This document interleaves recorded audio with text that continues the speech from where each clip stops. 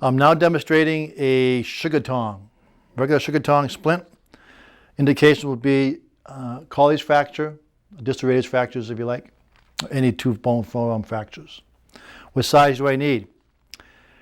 Take your 3-inch elastic bandage, place a wrist in the middle of it. If you see a 1/4 to 1/2 inch on both sides, 3 will be fine. If not, then you size up to 4. Your length will be behind the elbow up to the palmar crease. You want to make sure they can flex the MCPs, the fingers, okay? So that's my length. That's my measurement right here. Come over to your product. Open the door up. Pull out your product. Make sure the end is pushed back in. Make sure that's soft. And measure from the end of the foil.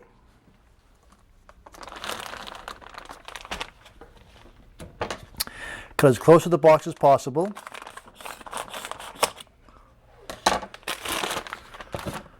Take 4 fingers, push your product back into the foil, into the box, keeping the foil out, and now closing the door down on your finger slightly, and once you feel it, take your fingers out, close, remove this, make sure that red line is gone, and seal. Nicely sealed. Now on the edges here, again, protect the patient from the fiberglass. You can take the padding on both ends at the same time and stretch it. Turn, stretch one more time. And that gives you nice protection. And as an option, you can open it up and just cut that away. Remember the double-faced tape. You can always open this up and trim it any way you like. But we're just going to stretch that. That's fine for now. And now all the water you need is down the middle, one side only. That's all I like to use. And just fold that. Push that water through all 7 layers, then place it on your towel and roll it down. Squeeze. Now the dry side of the towel, do that a second time, and that really takes up the excess moisture you may have. Don't forget to always pad any bony prominence. The ulnar styloid is usually the one you want to cover on any upper extremity splint. And I just wrap this loosely 3 or 4 times, just for patient comfort. And just coming from the bottom up, right to the palmar crease. And now just lock it in at the hand, at the wrist again first. Come around and just secure that. Come through the wedge space. And now just lock it up towards the elbow.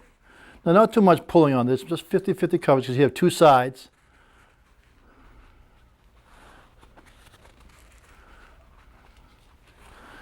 And when you get to the elbow here, you know, if you have a lot of excess padding, you want to fold and pinch it. Okay, but if you're going to pinch this, pinch it on the other side of the ulnar nerve. Okay, you don't want to put any more pressure on the ulnar nerve than you have to. Okay, so if you're going to pinch it away from the ulnar nerve. So that's smoother on the ulnar nerve right there. And it may take a second bandage on some of your patients.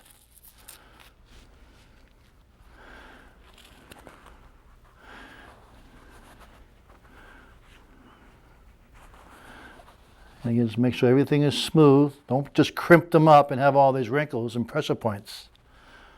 Do everything nice and smooth.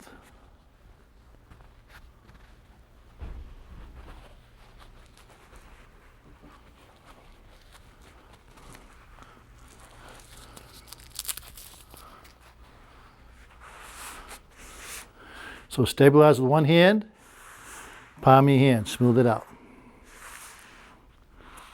Radius size closed. The lateral side is open for swelling. And not much pressure on the elbow. Place it in a sling, across the chest above the heart. That's the traditional sugar tong.